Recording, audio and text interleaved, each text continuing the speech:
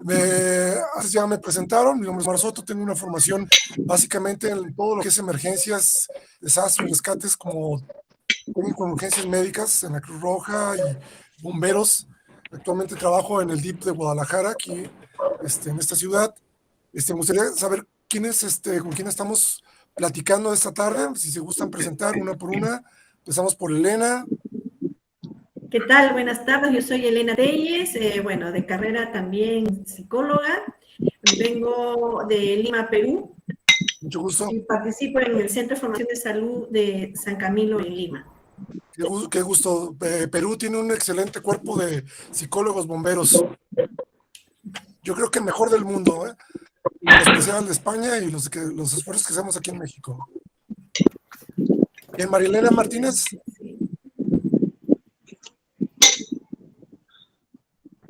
O Ceci, por ahí se puso a presentar, Gracias. por favor. Hola, buenas tardes. Yo soy Ceci Bustamante, soy voluntaria en Centro San Camilo aquí en Guadalajara y hoy es mi cumpleaños. Ah, felicidades. No nos diga cuántos, pero muchas felicidades. Poquitos. Gracias. Gracias. Alejandra Palacios. Hola, buenas tardes. Mi nombre es Alejandra Palacios. También soy voluntaria de Centro San Camilo aquí en Guadalajara y le mando un abrazo a mi amiga Ceci. Mucho gusto. Gracias. Rosario. ¿No es Rosa Iris? Rosa Iris. Así. Ay, ¿qué tal? Buenas tardes. Mucho gusto, Omar. Mucho Rosa gusto. Iris Morado, acá desde Villahermosa. Soy fan de San Camilo y estoy ahorita muy contenta de estar participando en este taller. Y saludos a todos mis demás compañeros de taller hoy. Gracias. Perfecto. Muchas gracias. Alejandra. María Elena, ¿ya sí nos escucha María Elena? Si no, vamos con Alejandra. Reyes. Sí, sí, bueno, sí, soy María.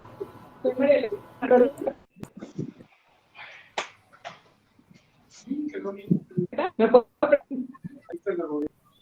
Ahí me dice de cuándo se vaya a ir. No sé, Si pueden poner en mute sus micrófonos. Hola, Inés, soy también de patología en Grupo Santa.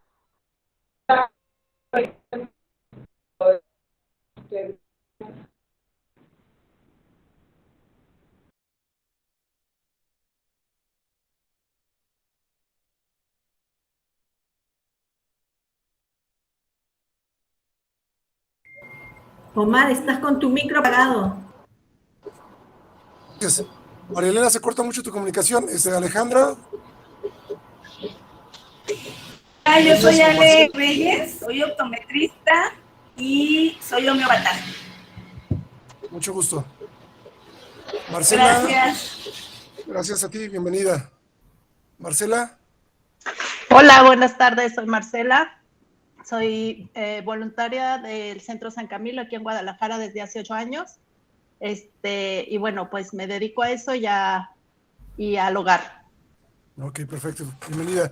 Ahí estaba hermana Marcela. O HNA, Marcela.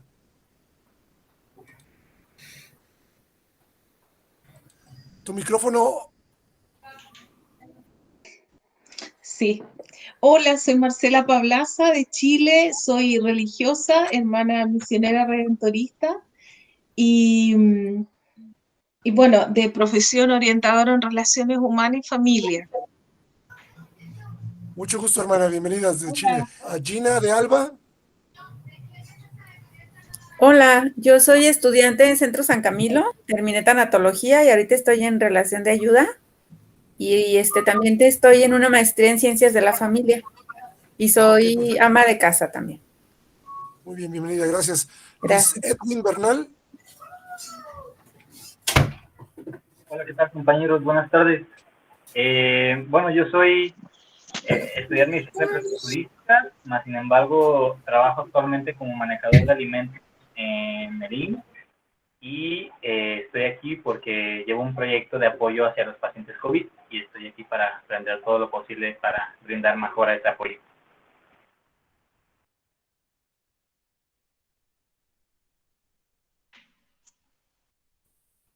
Omar, su micrófono está apagado. Bienvenido, te va a servir mucho, Luis. Mario Marchán, por favor.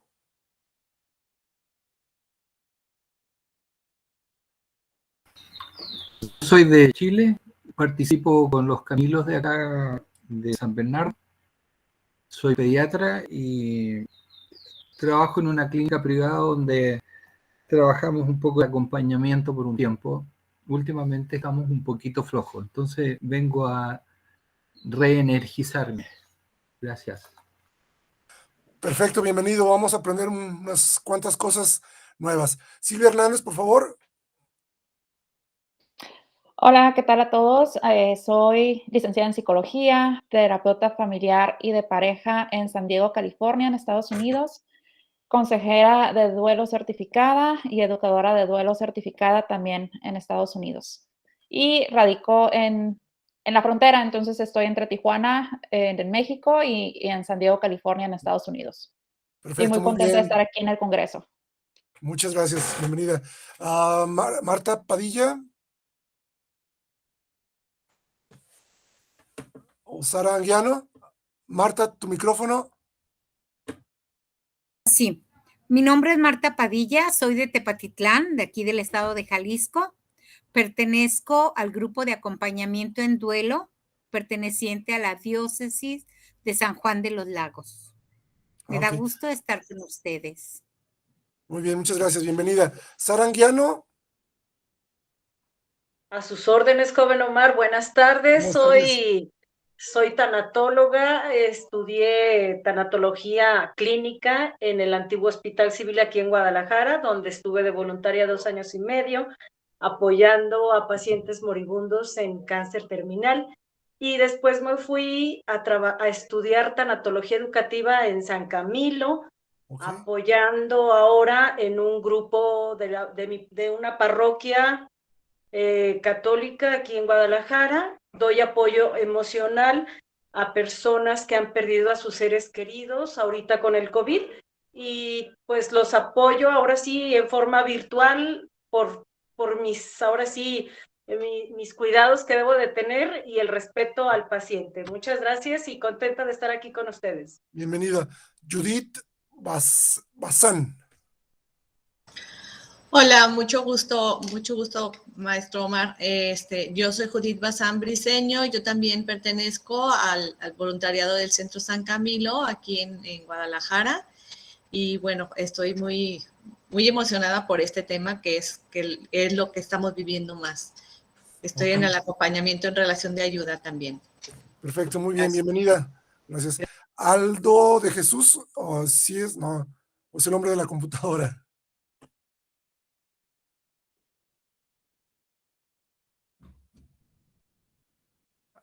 Aldo de Jesús, tu micrófono. Sí, buenas tardes a todos. Un gusto saludarlos. ¿Me escucha? Sí. Mi nombre es Amada Méndez Morales. Yo soy odontóloga. Ahorita estoy cursando un diplomado en tanatología. Me apasiona este tema de la tanatología, del acompañamiento y pues lo que mi interés de estar aquí es pues tener las herramientas, ¿no? Para poder acompañar a los hermanos que ahorita pues, o en todo momento, ¿no? Que pasan todas estas situaciones de pérdidas, incluso a la familia, ¿no? Saber cómo apoyar a la familia. Ese es el interés y pues muy contenta de estar aquí y de conocerlos. Perfecto, muchas gracias. Bienvenida, estamos aquí para lo que podamos apoyar y un poco aprender también de ustedes. Bien, por ahí ya se me perdió la Elena, Alejandra, es que no se ven todos. Carla Lisbeth.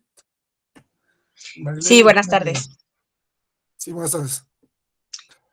Bien, yo soy Carla Arias, aquí en la ciudad de Guadalajara. Estoy también como voluntaria y en Centro San Camilo. Hace ya algunos años, muy interesada en todo lo que tiene que ver con el apoyo, la relación de ayuda en la tanatología. Y bueno, pues la verdad es que actualizarnos porque siempre hay algo nuevo que aprender. Perfecto, gracias, bienvenida. Gina de Alba y Rosario Iris, y nos falta Yadira Valencia, por favor. Yo ya participé, maestro Ok, Mar. entonces, Yadira Valencia creo que nada más y María Elena. Yo, Yadira. Yadira, buenas tardes. Buenas tardes. Permítame. Yo soy de aquí de Guadalajara, no sé, me va a descargar mi celular. Ya, perdón. Soy de aquí de Guadalajara y he estado estudiando en Centro San Camilo 3 diplomados y también quiero tener pues más herramientas para mis ayudantes. Mucho Ok, gusto en conocer. mucho gusto. Bien, no sé si falte alguien de presentarse.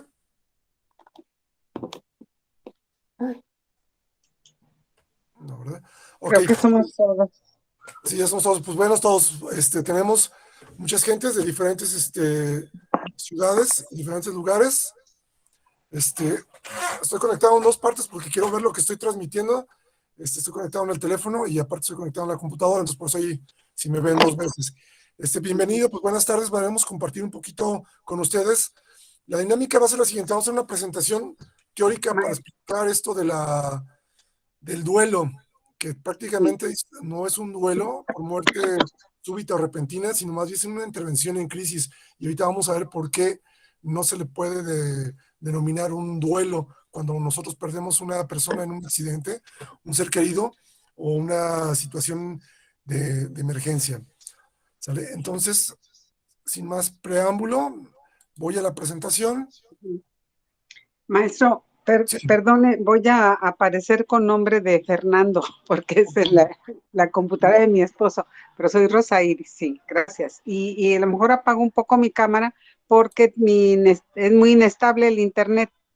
Ok, no se pero preocupe. estoy pendiente, estoy presente. Gracias. Gracias, aquí estamos presentes. Déjenme poner esto. Y a ver.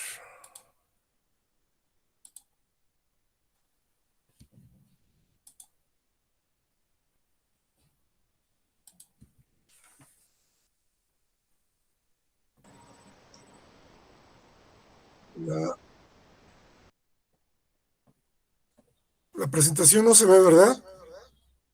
Ok. No, no se ve, maestro. Aún no.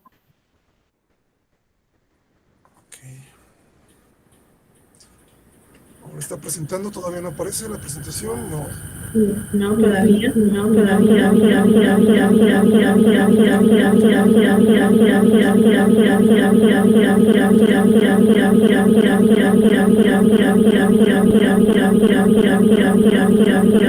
Elena, ¿puede poner su micrófono?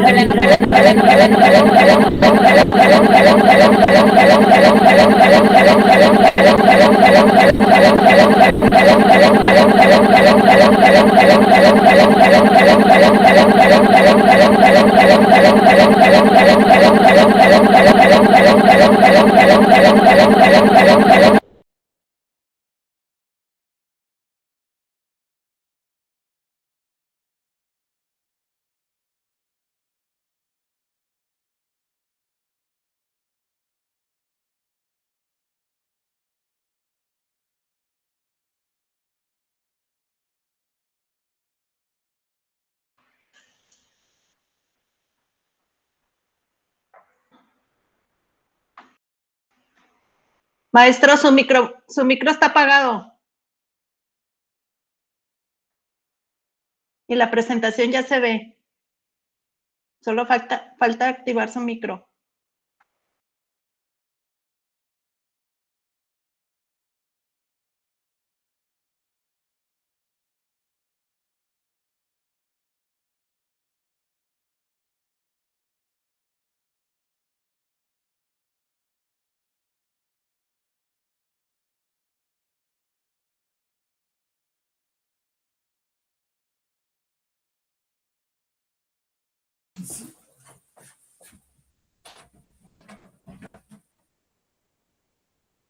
¿Qué hiciste, hijo?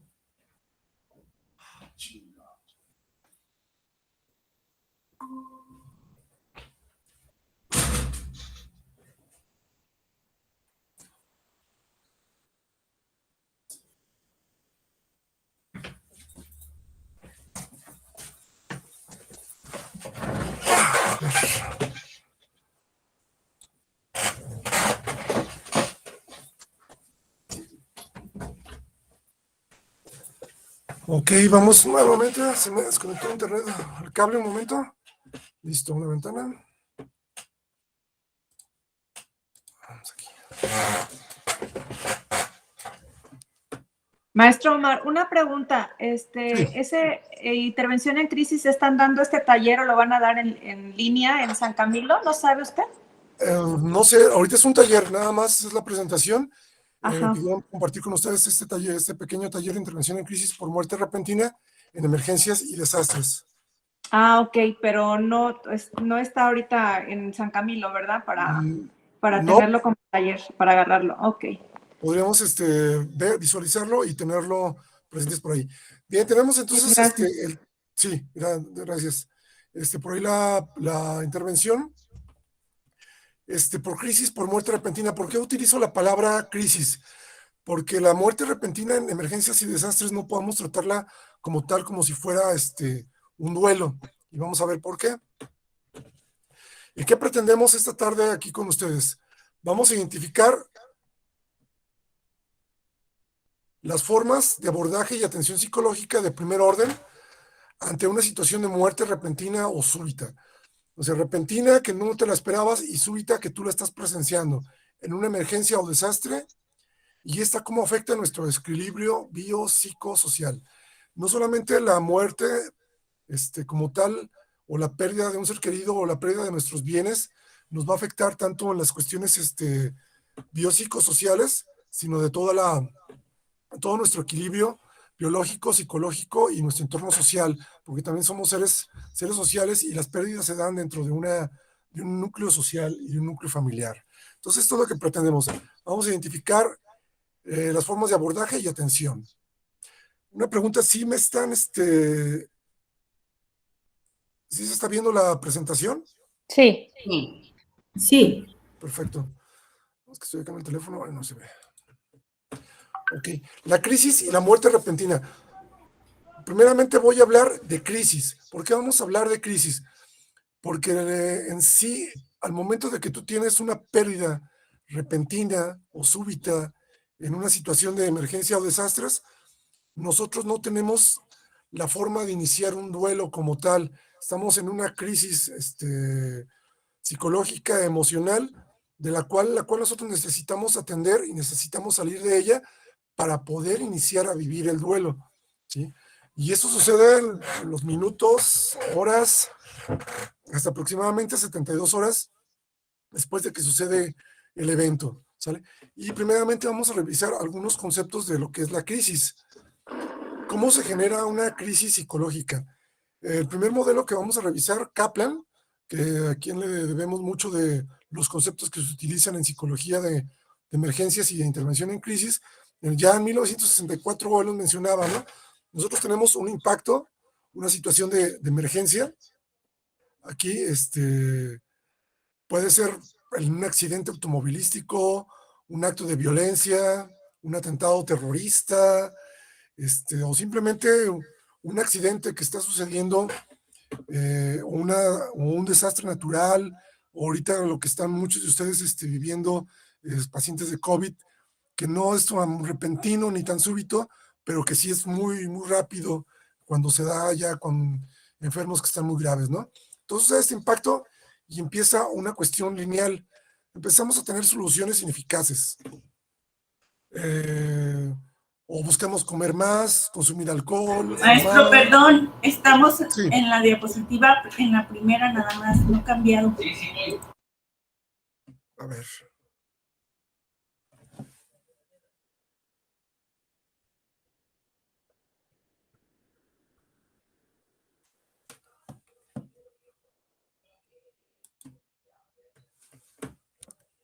A ver qué.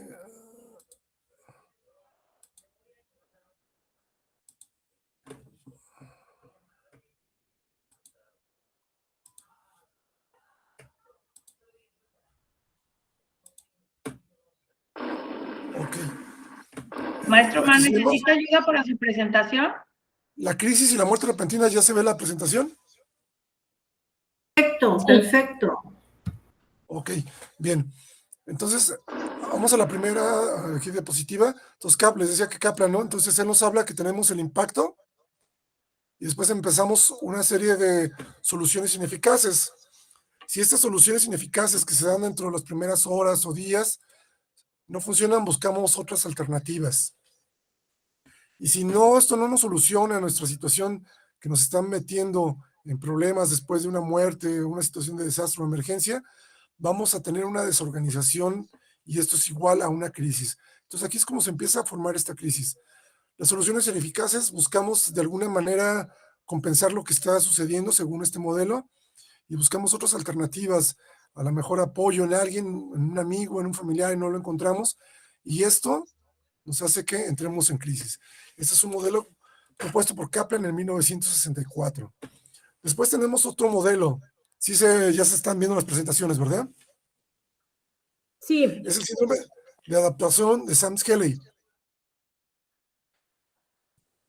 En este modelo nos habla, nosotros tenemos un estado físico normal y psicológico de alguna manera, y este estado físico nos permite a nosotros una línea donde nosotros estamos continuamente en buen estado de salud físico y psicológico. Pero ¿qué pasa cuando sucede una emergencia? Tenemos el objeto ansiógeno y el estímulo. En el caso de las muertes repentinas o súbitas, la súbita tú estás ahí presente cuando se cae la casa, tú estás presente cuando sucede el accidente o vas junto con tu ser querido, con la persona, cuando sucede el accidente y muere. Entonces tú estás ahí continuamente en ese estímulo hasta que llega la ambulancia, hasta que llegan los bomberos, los cuerpos de socorro, y tú estás ahí continuamente estimulándote de esas imágenes y de esas cosas que te están diciendo. Entonces, según el síndrome de adaptación de Sam-Skelly, nosotros entramos en un estado de alarma ante un estresor, ante este estímulo. Y vamos a empezar una parte de fatiga. Nos sentimos como cansados, pero después nuestro cuerpo empieza a compensarse. Esto sucede en cuestión de segundos, minutos, para nosotros prepararnos para la fase de resistencia, donde nosotros empezamos a tener un consumo energético para mantener la homeostasis. En un momento vamos a ver qué es la homeostasis, ¿no? Y esta fase de compensación nos lleva a que nuestro cuerpo, nuestro metabolismo trabaje más aceleradamente porque estamos preparándonos para atacar o huir, que es lo que sucede en la fase de resistencia. Entonces aquí nosotros nos preparamos para atacar o huir. En el caso de una situación de emergencia o desastre, pues nosotros huimos, nos alejamos del fuego, del incendio, de la explosión, del derrumbe, de la lava. Pero ¿qué pasa con las personas, por ejemplo, los paramédicos, los bomberos, los policías, ¿no? Ellos se preparan para atacar, para entrar y atender a las personas. Y eso nosotros estamos aquí. Pero la mayoría de la gente se prepara y huye. O hay gente que sí ataca, se mete para salvar a su familiar o para ayudarle, ¿sí? Entonces estamos trabajando aquí, liberando adrenalina, noradrenalina, y nuestros músculos están tensos y están bien oxigenados, y estamos trabajando, el ritmo del corazón está acelerado, nuestra respiración también es muy acelerada, agitada, y estamos en esta fase de resistencia para mantener la homeostasis. Después empezamos con una fase de agotamiento. Esta etapa de resistencia y ataque-huida puede durar minutos, 10, 5, 15 minutos, hasta una hora, dependiendo del estado físico que nosotros tengamos. Y después empezamos una fase de agotamiento que nos puede llevar al colapso o la alostasis. Ahorita vamos a ver que esto es la alostasis, ¿no? Y empieza una línea de descenso a otro estado de desequilibrio hemostático. Homeostático, y estamos acá abajo del estado físico normal en el que nos encontramos agotados, cansados. No sé si alguno de ustedes, después de que tienen una emoción fuerte o una intervención con alguien, se sienten agotados, cansados, están acá, a lo mejor nos liberamos de esas energías, o hicimos mucho ejercicio, nos hidratamos, o comemos algún estimulante, tomamos alguna bebida estimulante, o comemos algún carbohidrato o azúcares, y nosotros recobramos este estado físico normal. Entonces, este síndrome de adaptación de Sam-Skelly aquí lleva a las personas a que se preparen para atacar o huir, pero si no logran recuperar este equilibrio hemostático, se van a encontrar en un agotamiento y en un desequilibrio homeostático que los puede llevar al colapso. Vamos a ver qué sucede. Suceden dos caminos. Situación de muerte repentina en emergencias o desastres. Desde este punto de vista de adaptación, atacamos, huimos, o también nos podemos quedar congelados. El quedarnos congelados, no hacemos nada. Estamos ahí viendo nada más, estamos en una especie de mutismo selectivo y tenemos una visión frontal en la cual nosotros no podemos actuar para ayudar a esta persona, ya sea nuestra familiar o alguien más. ¿Me permites, hijo? No. Y esto nos va a llevar a que nosotros sigamos por un camino. Tenemos miedo, entramos en crisis y esto nos produce mucha ansiedad. ¿Sale? En ese momento de crisis. Y tenemos la pérdida temporal de la homeostasis. La homeostasis es un mecanismo orgánico y psicológico de control destinado a mantener el equilibrio dentro de las condiciones fisiológicas internas del organismo y de la psique. Si hace mucho calor, nosotros empezamos a sudar para compensar la temperatura y tenemos una pérdida de líquidos y de electrolitos. Entonces necesitamos hidratarnos o refrescarnos o estar en la sombra para mantener el equilibrio en nuestro organismo, ¿no? Y nuestro cuerpo sigue igual. Igual cuando tenemos frío, nos tenemos que cubrir para mantener la temperatura de nuestro cuerpo. Eso es el equilibrio homeostático desde las condiciones fisiológicas orgánicas. Pero ¿qué sucede en la psique? Igual, nosotros estamos en crisis, estamos en constante ansiedad y eso nos mantiene en un estado de desequilibrio emocional. Estamos ansiosos, gritando, llorando, tensos, y eso necesitamos buscar un equilibrio entre nuestras emociones y entre lo que estamos pensando. Y si no logramos ese equilibrio, vamos a seguir en crisis o vamos a seguir en constante ansiedad. Pero ¿qué pasa si nosotros recobramos esta homeostasis? Se inicia un proceso de duelo, sobrevivimos o eres resiliente, ¿sale? Entonces esto es lo que sucede. Y por el otro lado, cuando no logramos recobrar este equilibrio hemostático, seguimos en pánico, podemos colapsar, quedarnos parados y seguir nosotros siendo víctimas de lo que está sucediendo. Y podemos tener una pérdida completa de la capacidad vital. Y podemos entrar en una depresión crónica, aguda, continua, que nos puede llevar a situaciones muy tensas, ¿no? La depresión es un trastorno mental frecuente que se caracteriza por la presencia de tristeza, pérdida de interés o placer, sentimientos de culpa o falta de autoestima. Nosotros nos estamos culpando por lo que se sucedió. Si yo lo hubiera sacado, si lo hubiera salvado, si lo hubiera dicho, etcétera. Tenemos una tristeza continua de lo que está sucediendo y nos estamos culpando de eso, ¿no? Tenemos problemas para dormir, trastornos del sueño o del apetito, dejamos de comer, tenemos una sensación de cansancio y una total falta de concentración, tenemos una pérdida vital. Y eso nos puede llevar, ahorita vamos a ver a qué, hasta cuestiones de ideación suicida, intentos suicidios o consumarlos, o autolesiones, y estamos en una total desorganización. ¿Sí? Y esta pérdida completa de la capacidad vital nos puede llevar a que nosotros no sobrevivamos o sucumbamos, ¿sí? Por esta pérdida de nuestros bienes, de nuestra casa, de nuestro carro, hasta no lo creerán, quien pierde el teléfono celular si lo han perdido alguna vez, o la pérdida sobre todo de un ser querido.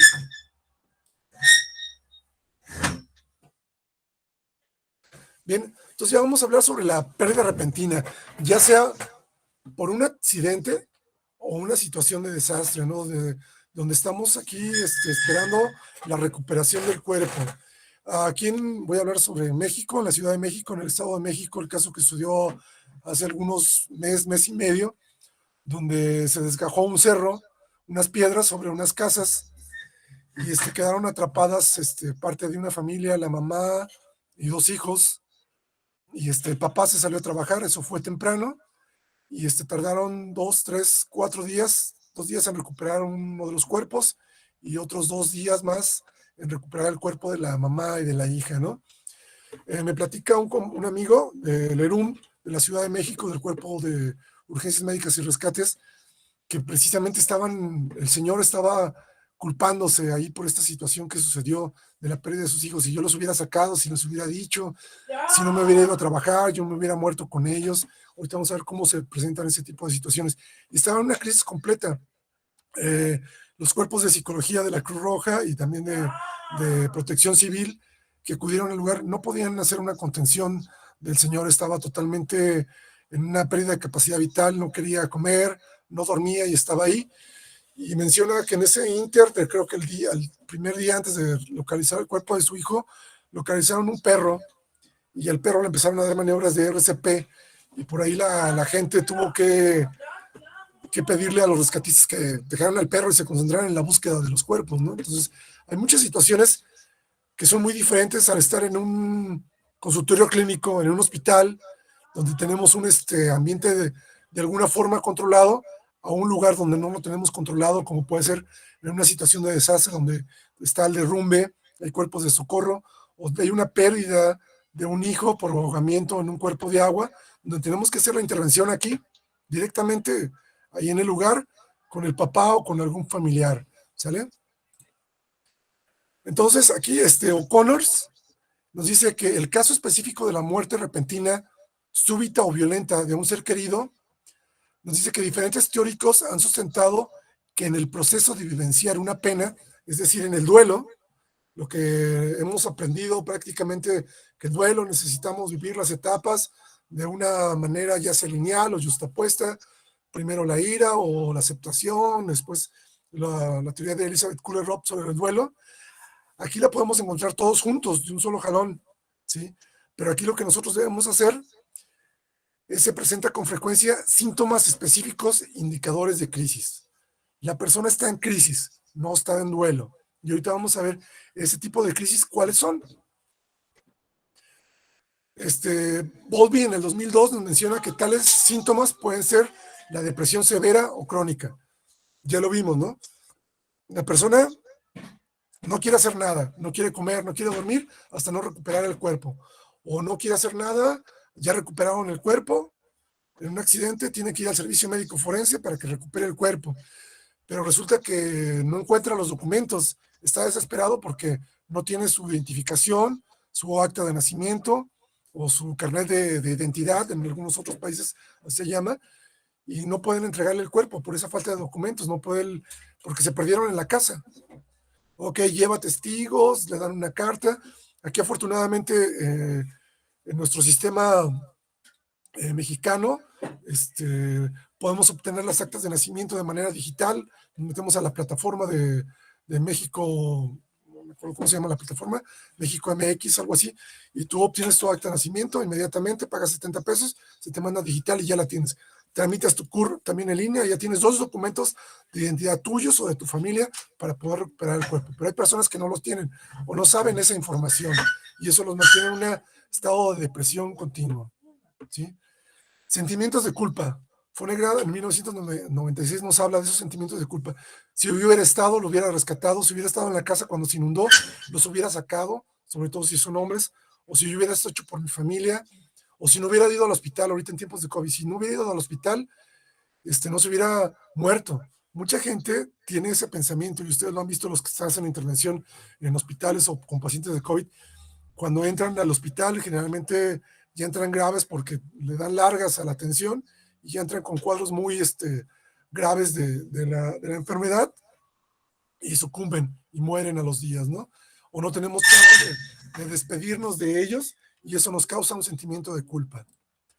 También el desarrollo de hábitos como el alcoholismo, empezamos a tomar, a fumar, ataques de pánico, estamos totalmente en alerta, oímos un ruido muy fuerte, nos asustamos, ¿no?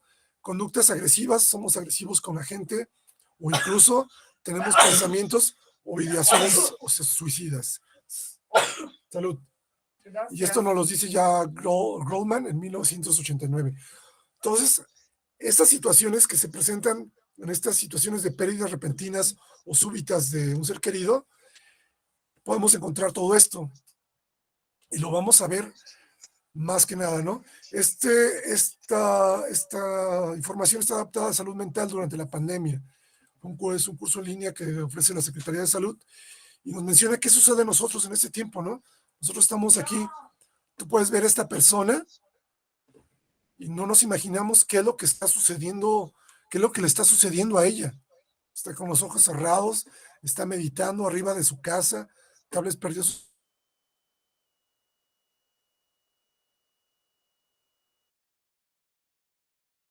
No se escucha, Omar.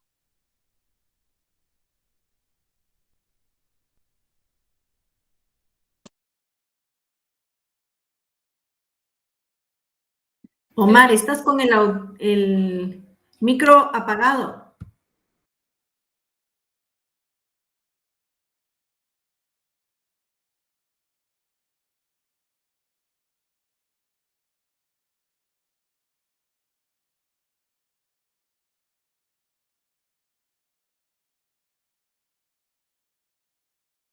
¿Está apagado? A ver, ya, ¿listo? Ok, bien.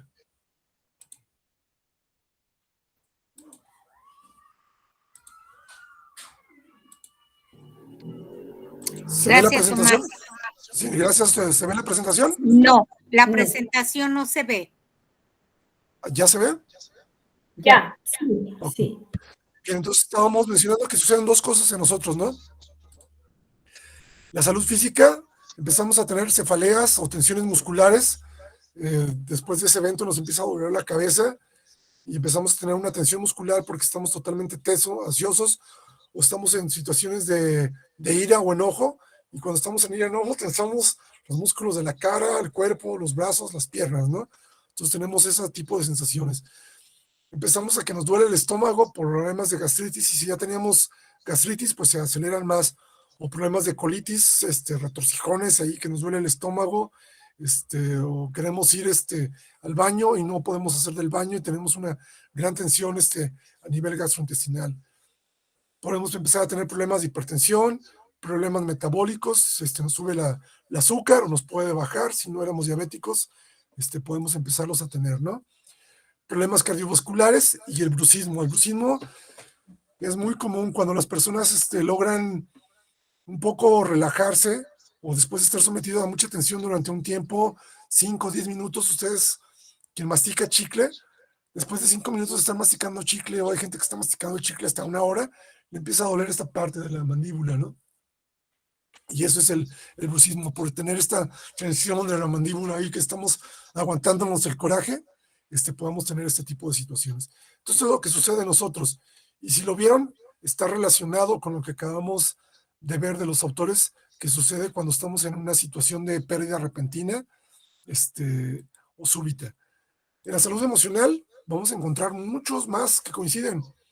Preocupaciones excesivas, dificultades para tomar decisiones, estamos perdiendo la capacidad vital para tomar una decisión sobre lo que vamos a hacer para recuperar el cuerpo o para los trámites que tenemos que hacer para que nos entreguen el cuerpo o buscarlo. En el caso de pérdidas por desapariciones forzadas, que también es otro tema muy importante, que también se va a abordar, ese duelo no resuelto o del tercero ausente, que lo manejan la psicología chilena.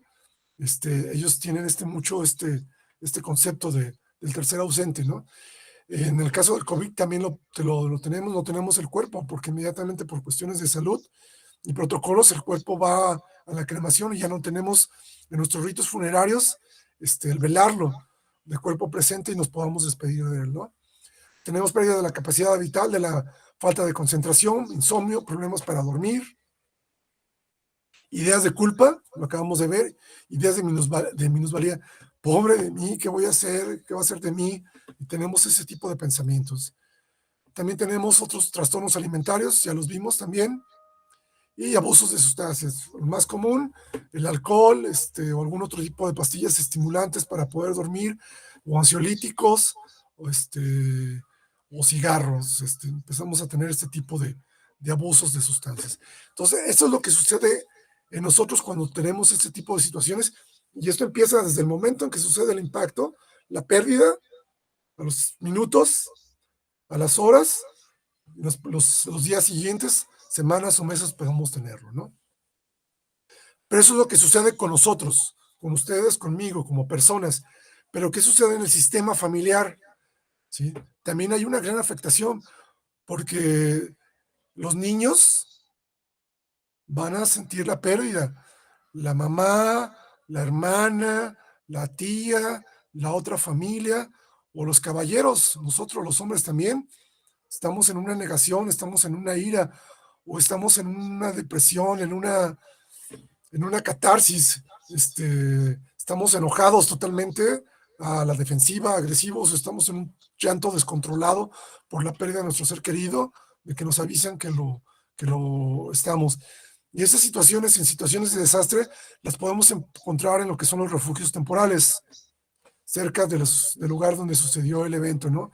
Las intervenciones deben ser aquí, en el lugar, en el refugio temporal, con las víctimas que no encuentran a su ser querido, ya sea porque está todavía dentro de las ruinas, o en el caso de inundaciones, el cuerpo se lo llevó el río, o el mar, en el caso de los huracanes, o de los tsunamis.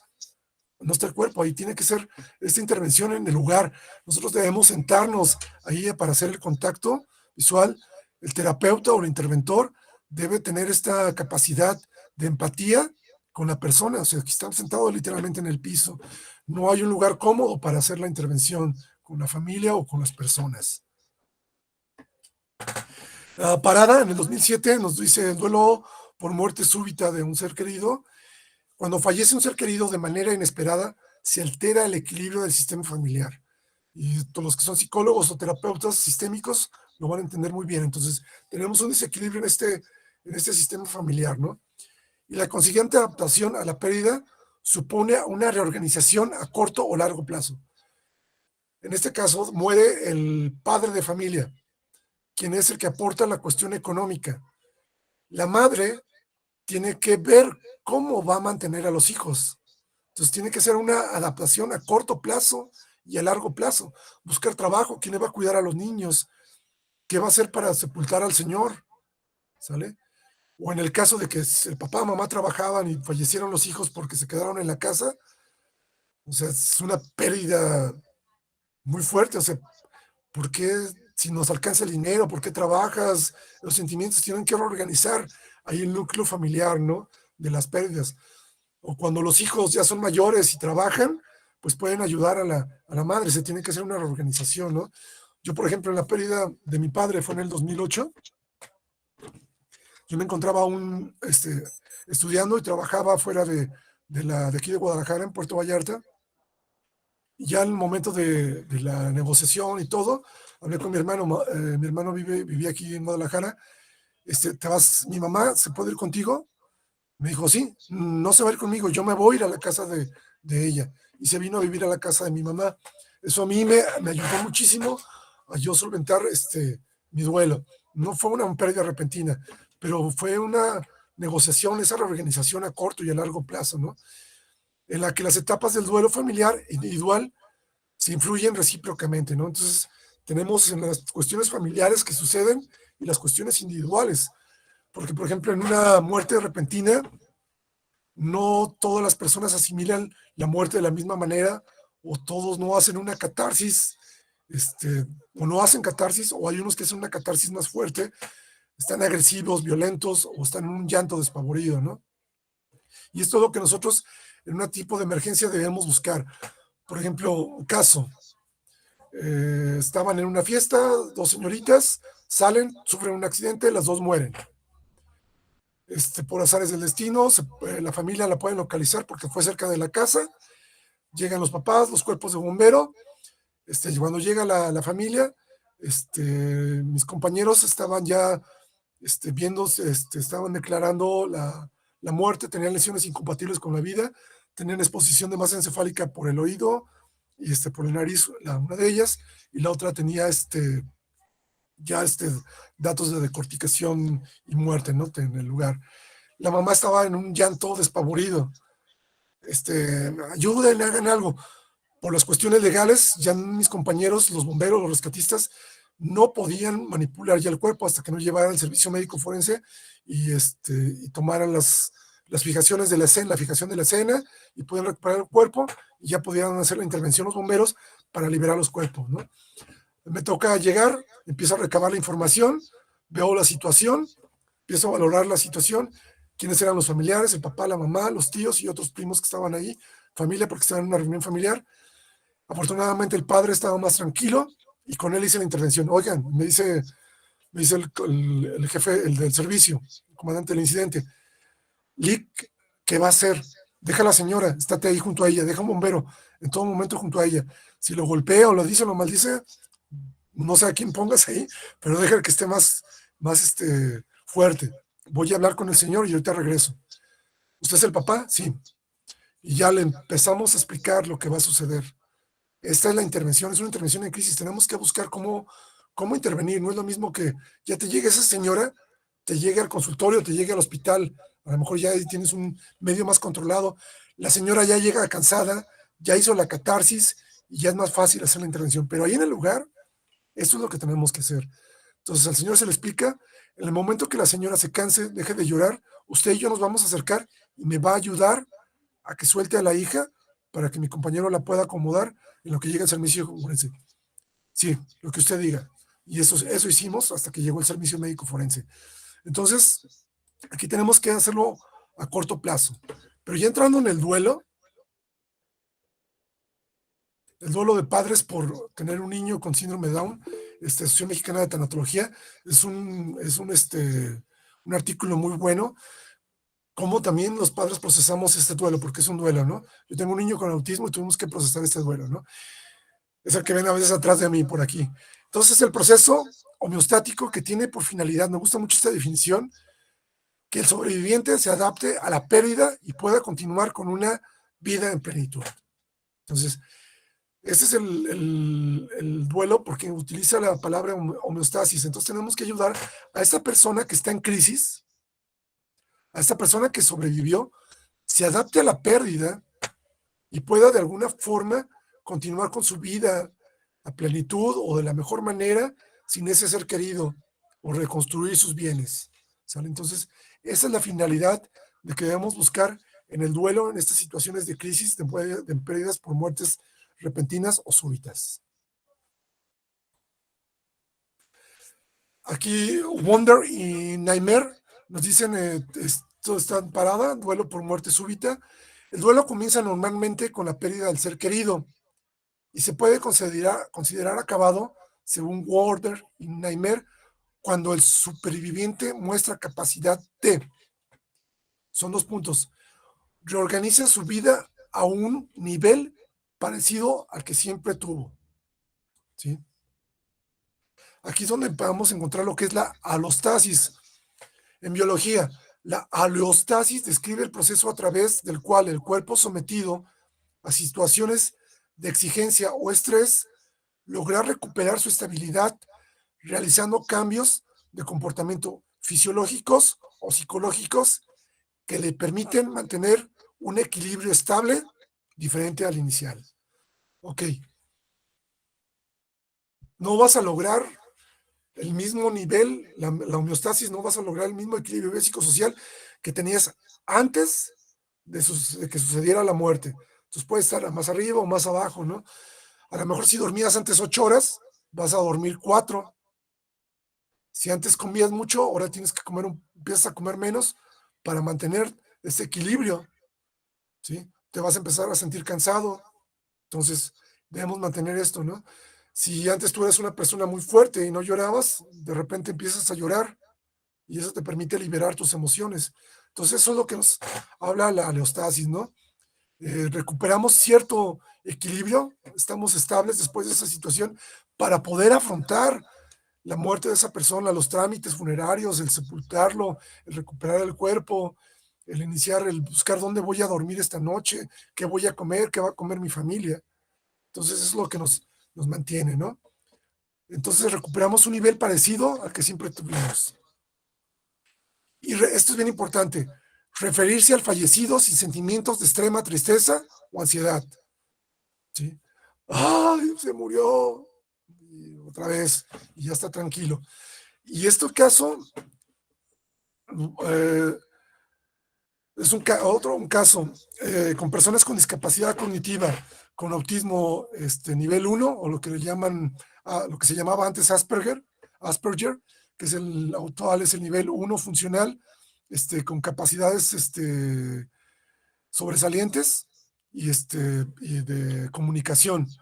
Entonces, esta persona estaba casado con una maestra. La maestra la acababan de ascender a supervisora de zona de educación pública aquí en el estado de Jalisco y tenían que viajar a una ciudad aquí cercana para hacer inspección en los centros escolares.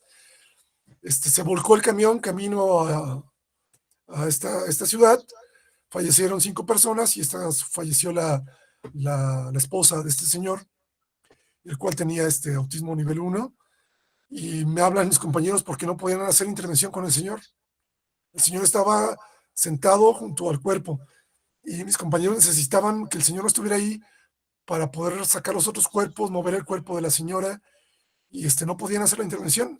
Me hablan, me dicen, ¿qué vas a hacer? Ahorita. Yo bien chicho. Es muy difícil. Tienes que pensar como piensa el autista. Yo tengo un hijo autismo. Eso me facilitó muchísimo hacer la intervención con esta persona. Me senté. ¿Cómo te llamas? Fulano de tal. Ok. ¿Ya sabes qué pasó? Sí. ¿Qué pasó? Dime. Murió mi esposa. Sí, ya murió. ¿Tú venías en el camión? Sí. ¿Tú sobreviviste? Sí. Ok. Necesito que te levantes y vamos a fumar un cigarro. Si ven, no utilizo palabras o frases muy cortas de lenguaje para que sea más fácil que estas personas con autismo lo entiendan. Y son órdenes precisas y claras, porque ellos no entienden el doble sentido o el sentido figurado o la presuposición. Deben ser frases o órdenes precisas a estas personas. No quiero. Necesito que vayamos a la ambulancia. Aquí vamos a estar. Mi compañero, él, va a estar aquí cuidando a tu esposa. Negociamos un poco y lo pude convencer, ya nos fuimos a la ambulancia, mis compañeros pudieron rescatar los otros cuerpos y en la ambulancia seguimos haciendo la intervención. ¿Qué le detonaba a él? Le estaban hablando por teléfono para preguntarle qué estaba sucediendo. Después de la segunda llamada que recibió, ¿me das el teléfono? Me lo dio. ¿Quién habla? Soy fulana de tal, quiero saber qué pasó. Mire, ya no le pregunte, ya no le llame si está con algún otro familiar. Necesito que ya no le estén hablando. Yo voy a contestar los teléfonos de él. Cada que usted le habla, me lo altera y me lo vuelve a poner en crisis. Ok. Mi nombre es fulano, le doy mi teléfono para que me hable a mí. Yo le doy toda la información que necesite. Ok, perfecto. En ese tiempo estuvimos ahí casi una hora, hora y media, 2 horas. Llegaron autoridades de educación pública, porque llegó el educación pública mero, y lo vi, se acercó, dije, a ver, ¿usted quién es? Pues yo soy fulano de tal. Ok, necesito que ya no le pregunte qué sucedió. Sucedió esto, esto y esto. Necesito que se ponga a sus órdenes, lo que le ocupe, porque si usted le vuelve a preguntar, esto. Y necesito, si alguna otra persona o compañeros de la esposa de ella le hablan para preguntar, usted les dé la información, ya no se la pregunten a él. Perfecto. Entonces, esas son las crisis que nosotros tenemos que afrontar o que nos vemos inmiscuidos en los lugares del accidente y no estamos viviendo situaciones de duelo. Entonces, aquí referirnos a fallecidos en situaciones de extrema tristeza. Entonces, las personas pueden superar este duelo. Y vamos a cómo ayudar. Ya les he hablado 2, 3 ejemplos, ¿no? Cómo ayudar en este tipo de situaciones donde la gente todavía está ahí con la pérdida por el tsunami o el desastre. Psicología de emergencias, crisis y desastres. Psicología jurídica, ya hay cuerpos especializados tanto en la Ciudad de México como en otras ciudades de la República. ¿Y cómo lo podemos hacer? Yo utilizo la técnica de Moffat, es un psicoterapeuta de intervención en crisis español, y él nos menciona que existen 4 fases, y son un ordenador para saber qué maniobras tenemos que hacer y en qué orden. Y si no las hacemos en ese orden, podemos dañar en vez de ayudar. Él nos habla desde la intervención en crisis. Estamos hablando de crisis, no de duelo, todavía. ¿Sale? No, para no hacerme bolas, ¿no? Y la primera fase es la valoración. ¿Qué sucedió? ¿Quiénes están involucrados? Hombres, ¿esta persona quién es? ¿Es el conductor del coche? ¿O es un compañero familiar de ellos? ¿O venía en la moto? ¿Sale? Aquí se debe acordonar la zona, retirar a la gente, están llegando los familiares. ¿Cuántos muertos hay? 1, 2, 3, 4, 5. Y acá puede haber más, ¿no?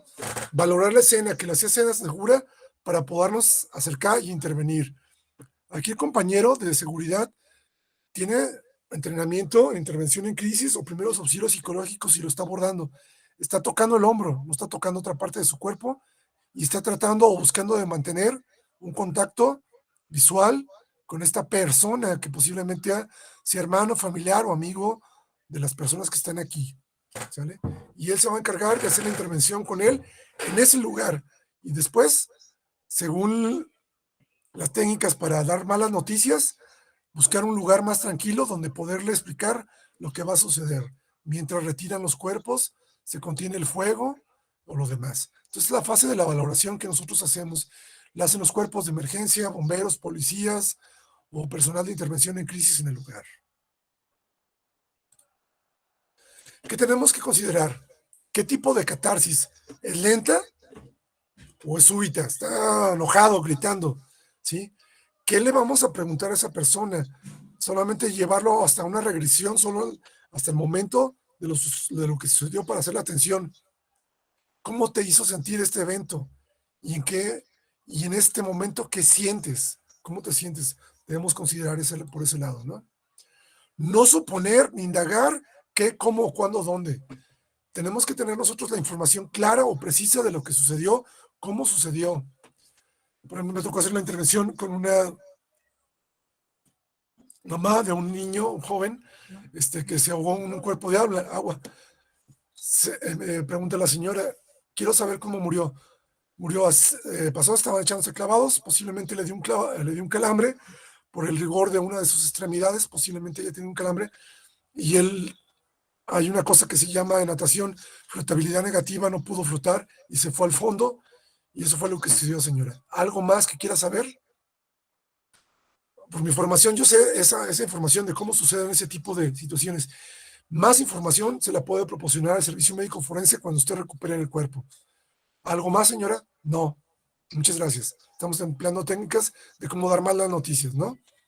Dimensionamos lo que sucedió y analizamos el lenguaje corporal. Antes de yo dar esta información, ya le había dado cierta información por teléfono, porque la señora no estaba ahí, estaba el teléfono del joven, lo pudieron recuperar, lo desbloqueamos, le pudimos hablar a la mamá, el papá no nos contestaba. Antes de darle la información a la señora, para que estuviera, le dije, señora, necesito que salga de su casa, vaya con un vecino o un familiar. ¿Pero por qué? Necesito que haga eso y me avise. Ya estoy afuera, estoy aquí con mi vecina. ¿Me pasa a su vecina? ¿Por qué? Pásenme a su vecina. Soy fulano de tal. Yo soy fulano de tal. Si sucede algo, la señora se desmaya o empieza a llorar, no me cuelgue, agarre el teléfono y me vuelvo a marcar del número que le estoy marcando. Sí, señora, nuevamente, soy fulano de tal. Pasó esto, esto y esto y esto. ¡Pum! La señora se desmaya. Agarra el teléfono a la vecina.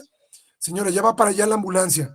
No se preocupe. Yo sé que la señora estaba mal. Necesitábamos darle la noticia para esto. En cuanto despierte la señora o lleguen mis compañeros de la ambulancia, me marca. ¿Sale? Entonces, es lo que tenemos. Es nuestro trabajo como psicólogos de emergencia, este tipo de intervenciones, iniciar esos procesos de duelo y evitar que viva nuevamente el evento. Yo ya le dije a la señora lo que sucedió. Ella no lo sabía. Cuando la encontré en el Ministerio Público, porque está cerca de nuestra base de bomberos, tuve que ir. Ella fue la que me preguntó. Y yo accedí a su voluntad porque la vi ya más calmada, más tranquila. Estaba con otros familiares que la estaban apoyando, ¿no? Entonces, todo lo que nosotros tenemos que hacer para valorar. Después, la planificación. ¿Cómo vamos a intervenir? Podemos intervenir de dos maneras. Dos componentes. Componente emocional. Debemos ver si la persona está sorprendida, está deprimida, está enojada o está triste. Y como se encuentre, es por ahí como nosotros vamos a iniciar la intervención. Vamos a planificar, ¿sale? ¿Qué sentiste al ver lo que sucedió? Desesperación, enojo, y está en llanto, está en catarsis, ¿no? ¿Cómo te hizo sentir? Y en este momento, ¿qué sientes? Pues ya estoy más tranquilo, estoy más enojado. Entonces, podemos intervenir por la cuestión emocional. También podemos intervenir por la cuestión cognitiva, llevarlo a alguna regresión.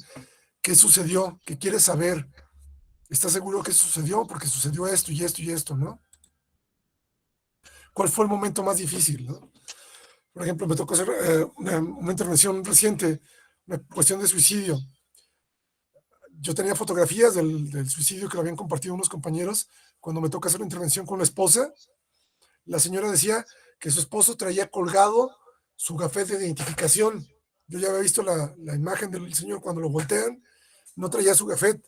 en el trabajo que tiene esta persona, debe portar un gafet de identificación todo el tiempo. No lo traía y ella exigía el gafet. Le digo, señora, su esposo no traía gafet. ¿Usted lo vio? No, pero tengo la evidencia de que no lo traía puesto. ¿Quiere usted verla? Sí, es su deseo. Le voy a mostrar una fotografía. Y le mostré la fotografía donde estaba su esposo boca arriba, antes de que lo atendieran, donde no traía el gafet. La señora bajó su estado agresivo y emocional que tenía. Nos fuimos por allá, ¿qué sucedió? ¿No? Y ya pudimos continuar con la intervención de la señora. ¿Apagas la luz, por favor, hijo? Entonces, lo que nosotros tenemos que hacer, la planificación, y esto es lo mejor, ¿no? La segunda fase es la intervención, ya propiamente dicho. ¿Cómo vamos a llegar ahí con la persona? Puede ser en situaciones de emergencia o desastre, en lugares especializados o puestos al profeso, cerca del lugar donde esté sucediendo el evento. Estos son los sismos de la Ciudad de México en el 2017.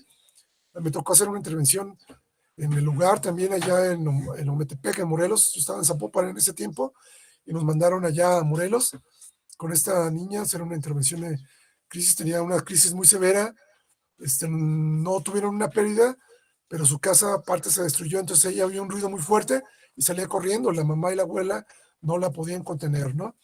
Entonces estas intervenciones tienen que ser en el lugar, en este momento, aquí de frente a frente, ¿no?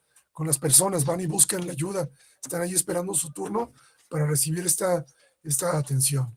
Ya hacemos la intervención según las técnicas o los modelos o los procedimientos que tengamos.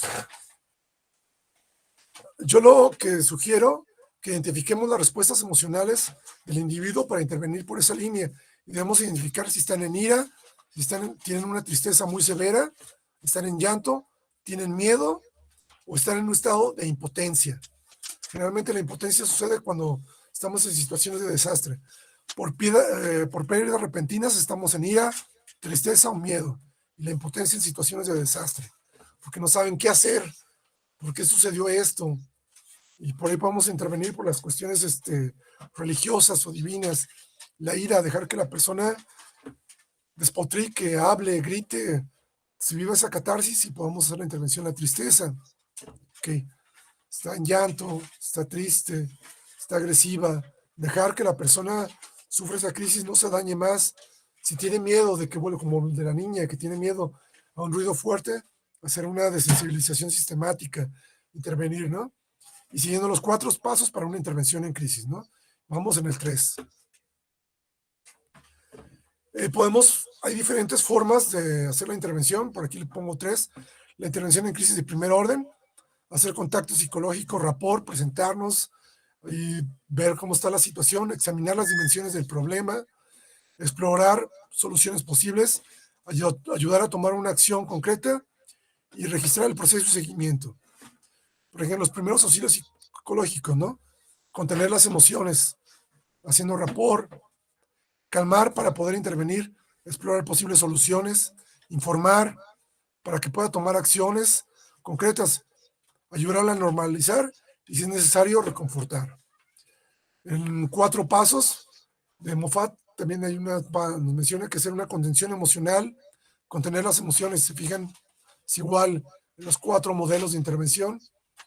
Regresión para afrontar el origen de la crisis, de la catarsis, examinar las dimensiones del problema, explicación de lo sucedido y qué va a suceder, y buscar un cambio de mentalidad. Entonces, las diferentes opciones que tenemos para hacer una intervención en crisis, todas y cada una de ellas coinciden de alguna forma o tienen diferentes nombres, pero todas nos llevan a lo mismo, que tenemos que intervenir de esta forma para no causar más daño. ¿Por qué hacerlo? Si nosotros hay un personal adecuado, tenemos redes de apoyo y aplicamos técnicas adecuadas de atención, si las hay, vamos a tener una intervención exitosa y vamos a ayudar a que la persona recobre la homeostasis. Un comentario que me hicieron en una intervención. El joven se ahogó, estaban ahí en un cuerpo de agua, se ahogó y la persona que le dijo que se aventara, porque quería ver cómo se aventaba el clavado, era una prima de este joven. joven se ahogó, ya no pudo salir, se ahogó. La prima estaba en un llanto, una catarsis, en un llanto y un sentimiento de culpa, porque ella decía que se había ahogado por su culpa, ¿sí? ¿Y cómo le iba a decir a su tía que ella tenía la culpa? Llegó la tía, la mamá del joven, hicimos la intervención con la mamá, estaba más tranquila y todo. En esa situación de la intervención con la tía, ya habíamos logrado obtener los consentimientos y esperar, el cuerpo se había recuperado, estábamos esperando el servicio médico forense. Señora, necesito pedirle una situación, si usted accede, lo podemos hacer en este momento.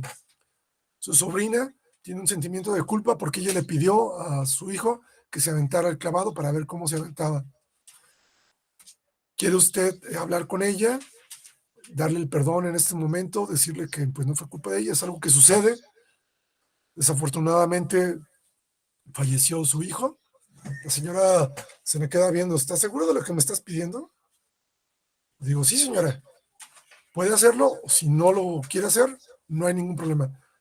No, sí, quiero escucharlo de ella y yo he hablado con ella. Perfecto.